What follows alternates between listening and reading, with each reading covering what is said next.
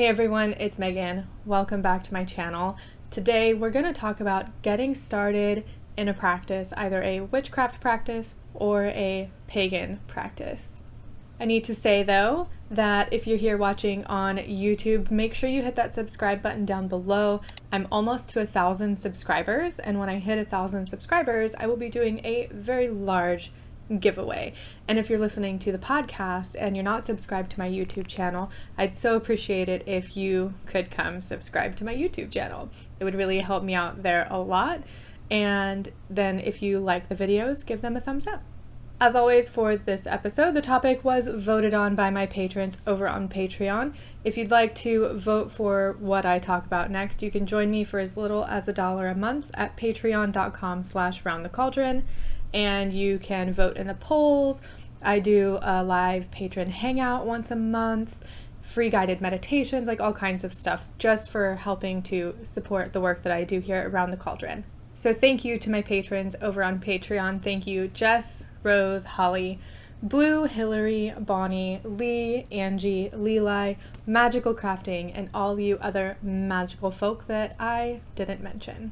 So today's topic was inspired by a response to a tweet that I had shared in my Facebook group. And the tweet says that research is important, but a craft without the work is wasted time. And, you know, when we talk to new seekers, people who are learning or looking to learn about witchcraft or paganism, we always tell them read, research, look up everything that you can, take in all of the information, but part of the learning process is actually doing the work. You're going to get more growth, more education, and more experience by actually doing the work than you will through just reading about doing the work. And so someone's response to this tweet in my Facebook group was, they read a lot, but they don't know where to start. So that's what we're going to talk about today. And I'm going to talk about it in two different respects. We're going to talk about the witchcraft side of things, and we're going to talk about the pagan side of things. Now, as always, with every topic that I do about witchcraft and paganism, I do need to preface that this is the way I do it myself. I am not initiated into any specific religious or witchcraft tradition, and I am an animist. So basically everything that I say, do, and believe is colored by my animist beliefs, my pagan beliefs, and how I view witchcraft.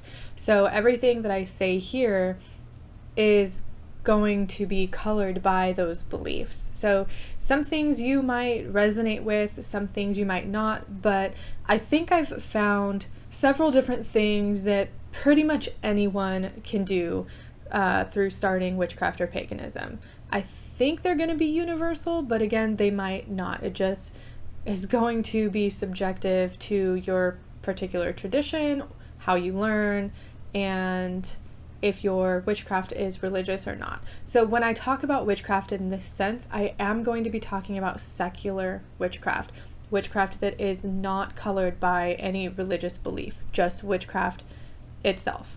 So a lot of the books that you read will give you some exercises and give you some theoretical information, but not a lot of them are going to tell you, hey, this is where you start. Start here, step 1, do this first. Or they're not going to give you a list of different things that you can do to start off. And that can be an issue if you are someone who needs that help, if you're someone who needs the instructions to follow and you aren't completely connected to your intuition, or you don't completely trust everything that you've learned so far. Reading books can give you great theoretical information. It can give you a great theoretical understanding of how magic works. But again, most of your learning, most of your education is going to come from doing the witchcraft, casting the spells, doing the energy work, and making mistakes. You have to make mistakes in order to grow. And I liken it to learning how to drive a car, okay? You can read the driver's handbook front to back. You can read the owner's manual of the car front to back. But most of your learning is going to come from experience behind the wheel. You can't just read the driver's handbook and read the manual for the car and watch some videos on how to drive a car and say, yep, I've got it. I can totally drive a car now. I'm a driver. Give me my driver's license. It doesn't work that way. The same thing goes for witchcraft. You actually have to do it. You can't just read. So it can be overwhelming for someone who is new to witchcraft or even paganism. We'll talk about paganism in a little bit. But it can be overwhelming if you just don't know where to start and you don't have someone who can really help you figure that out for yourself. So I think this is important to talk about. I know that I mentioned books have exercises, and what I find a lot of the time when people are talking about reading books on witchcraft is they go and they read a book in like 2 days and they're like, yep, I read that book. Cool. And then they pick up another book, do the same thing. But it shouldn't be about how fast you can read the book and how much information you retain. A lot of these books have exercises in them for a reason. They're there to help you practice your energy work, practice your focus, make use of the exercises that are in these books. There is an exercise in Matt Aron's Psychic Witch that basically everyone is talking about. And it sounds easy in theory when you just read it and you're like, oh, whatever, I could do that. Okay?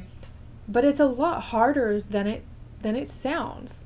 And if I can remember the page number, I'll leave it in the description and in the show notes. But it's basically a practice on focusing and clearing your mind and basically getting your quote-unquote monkey brain to turn off. And you sit there in a meditative position, whatever is comfortable for you. You close your eyes, you breathe, and then you count backwards in your mind from 100. And every time you lose track, you start over. And it's a lot harder than it seems if it's something that you don't have experience with. If you can't focus like that, then you're going to have a difficult time with this exercise. However, this exercise, as simple as it is, can give you the fundamental skill of focusing your mind. These exercises are important. And a lot of exercises too are going to be similar across books. There's one exercise that's like a grounding meditation. I even have a guided meditation that is like this because it's common and it's easy to visualize. But it is of visualizing yourself and your energy as a tree. You sit tall, you visualize the roots going down into the earth, you are rooted and planted and grounded, and you're focusing your energy. So one of the very first things that I would recommend is while you're going through and you're reading all of these books about witchcraft, take the time to do these exercises. And don't just do them once, move through them and practice them until they become easier. And once it's easier for you, don't just disregard it. Don't just say, okay, whatever, I can do it now. Keep practicing, because those exercises are going to give you or help you get the skills that you need to make your witchcraft more effective, or to make it easier for you to get into that state where you can focus and you don't lose your train of thought while you're practicing or while you're casting your spells. You don't lose your train of thought or get bombarded by a million different thoughts during a meditation. The exercises are in these books for a reason, and I think it's really important to practice them, especially if you're reading the book in the first place. If you're reading the book, you might as well do the exercises that go with it. Energy work is also something that I think is a foundational skill when moving through witchcraft and beginning a practice and even just continuing a practice that you already have. Witchcraft is, at its core, the manipulation of the energy around you.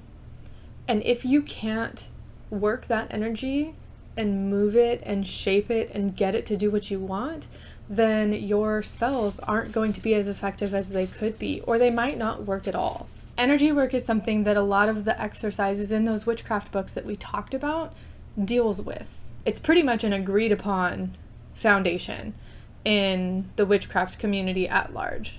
Energy work is important. So if you don't know where to start in your witchcraft practice, start with those exercises, start with energy work, learning how to sense the energy around you, learning how to move it and get it from point A to point B, or from, in the palm of your hand to an object. It's a vital skill, I think, for having an efficient, effective witchcraft practice. Then when you move on to actually casting full-blown spells, start small. A lot of times it can be difficult for those of us that come from a Christian background, or a background where it was sort of passive, because in Christianity you pray for someone else to do something, whereas in witchcraft you're doing the work, right? It can be hard for us to be comfortable doing these spells and using incantations and jewelry over some smoke, right? So start small. Start with something that has a measurable outcome that is simple. I think this is an effective way to get comfortable with casting spells, but also to become confident in yourself and your ability to do the magic, to actually do the work. For me, a lot of the magic and the spell work is having that confidence in myself as a witch to be able to do this work and to actually have something happen. So start small with your spell work, do spells that have measurable outcomes, and then in a second I'll talk about journaling and keeping a journal. I also find it really important for my own witchcraft practice to have like there's a word, oh my goodness, like my core beliefs around witchcraft, my foundation that my entire practice is built upon.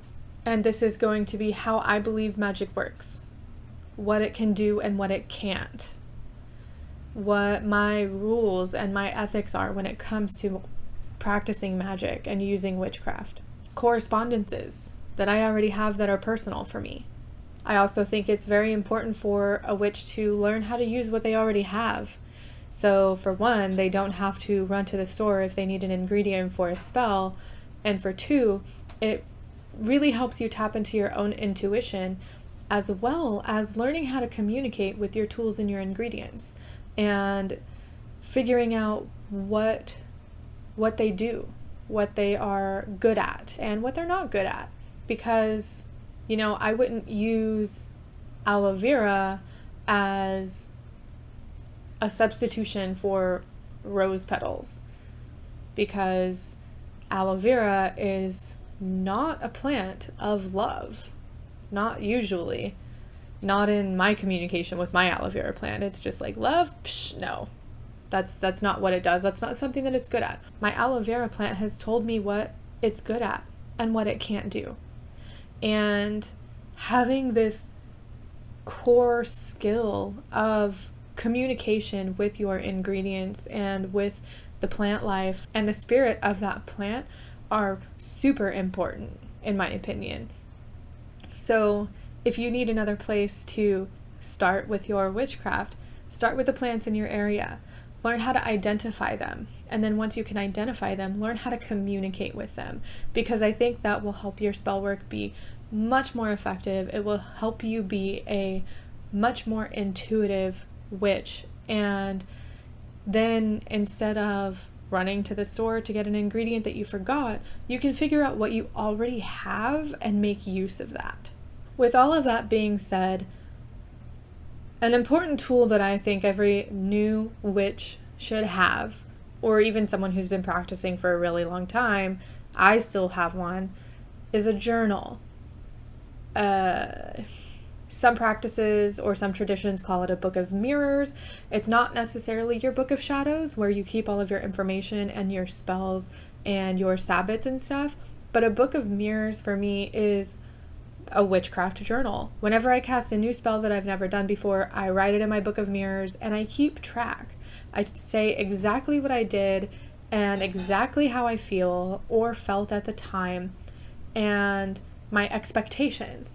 Then over the course of whatever time frame, I write about how it's working or how it's not working, because it's a learning experience. And even someone like me who's been practicing witchcraft for more than 10 years, I still make mistakes and I still get things wrong because it's a practice and it's not necessarily something that you can master. So keeping a journal is super important because it helps you with that learning experience, but it also gives you a place to reflect when things go wrong or when things go right. And maybe you can't figure out why they went right because you made a mistake, but it's still working. It is another learning resource to look back on your past spells, your past emotions, and the things that you did to grow.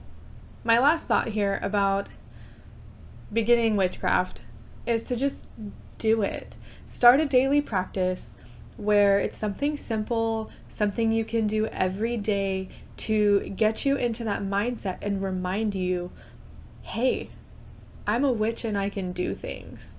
Because I have found in speaking with a lot of newer witches that half the battle for them is not feeling silly while they do it. Because we're brought up to think that witchcraft and magic and spells is just fantasy and it's not something that can actually be done.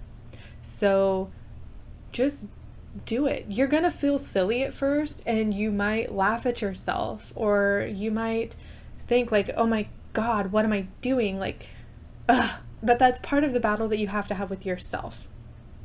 And I believe that building a daily practice of something as simple as lighting a candle and saying a quick little spell for a good day, or meditating and practicing your energy work, or even something that I still do every day is I make my coffee with intention.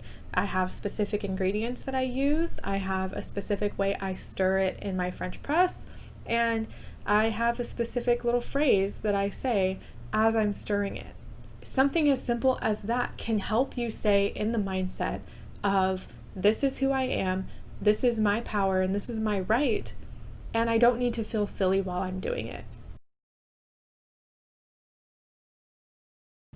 Okay, so we've talked about how to begin a witchcraft practice, but I also want to talk about how to begin a pagan practice because, again, there's not a lot of books on it.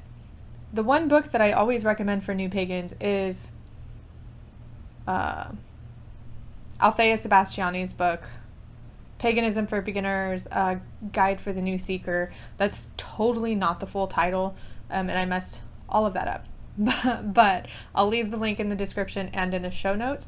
And I've also done a book review for that book, so I'll leave that link down there too.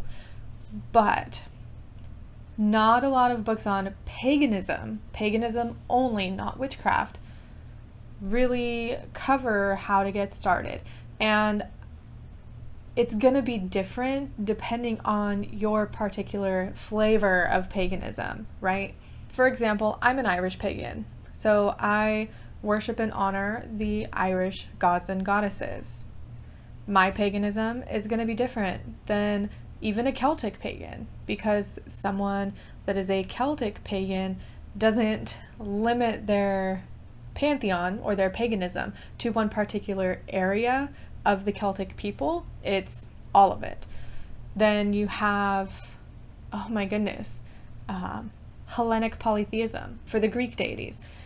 So I have, I think 3 different things. 1, 2, 3, 4. I have 4 different things that I want to talk about briefly for beginning a pagan practice, because it's going to be vastly different for each person and their path and tradition. And then you also need to think about too, are you a Reconstructionist, a revivalist, a neo-pagan? There are many different types of paganism out there too not just what pantheon someone worships or honors. So I have 4 things here that I believe will work for any flavor of paganism, but take what you will and leave what you won't, okay? Because paganism is subjective and it's vastly different. One of the first things that I think is important in every pagan practice is an altar or shrine of some sort. Now, these don't have to be elaborate.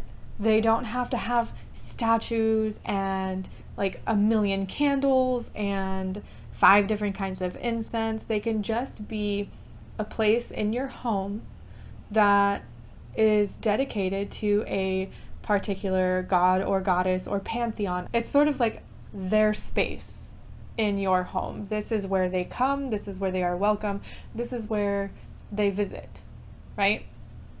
And I think that's pretty consistent among most types of paganism.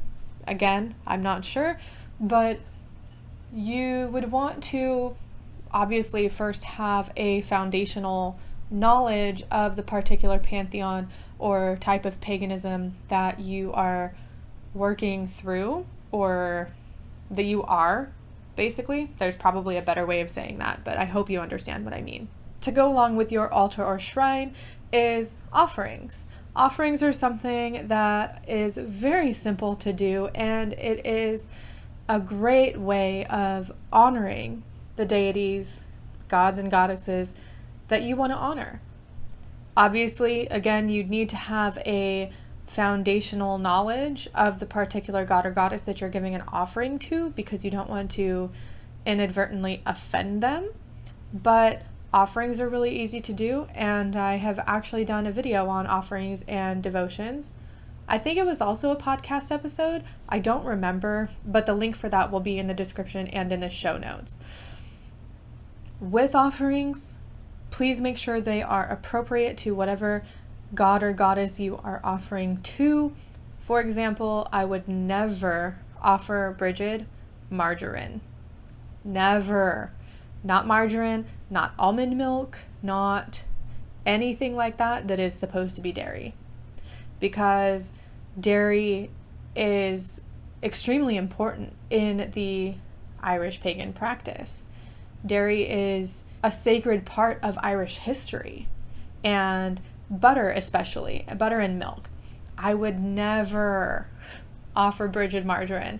That is just asking for Bridget to take offense to my offering and completely reject it. And since I work very closely with her and she is very important to me, offending her is like the last thing that I want to do, because she has a hand in my life, and if I offend her, my life might flip upside down, because that is the nature of working with and honoring gods and goddesses.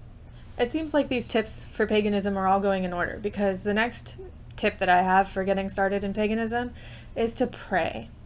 Now, a lot of us in the pagan community, I guess you would say, have a huge shadow with the word prayer and the idea of prayer.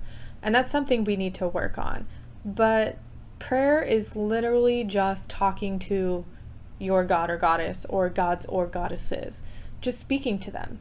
You worship them or work with them for a reason. You honor them for a reason. And it's sort of like, you know, depending on your relationship with those deities, you have open lines of communication.